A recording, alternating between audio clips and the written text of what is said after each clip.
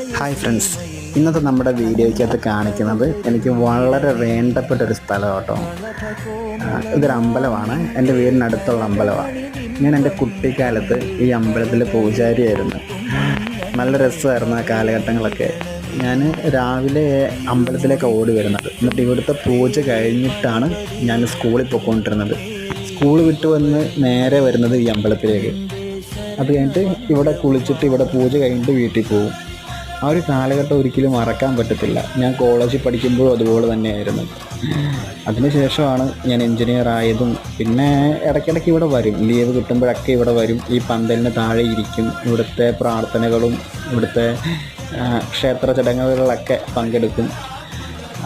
എനിക്കൊരിക്കലും ഈ ഒരു സ്ഥലം മറക്കാൻ പറ്റത്തില്ല. ഈ ഒരു അമ്പലവും ഈ ഭഗവാനും ഇവിടുത്തെ അന്നത്തെ ജീവിതമൊക്കെ ഞാൻ ജസ്റ്റ് കാണിച്ചതേ ഉള്ളൂ. Thank you.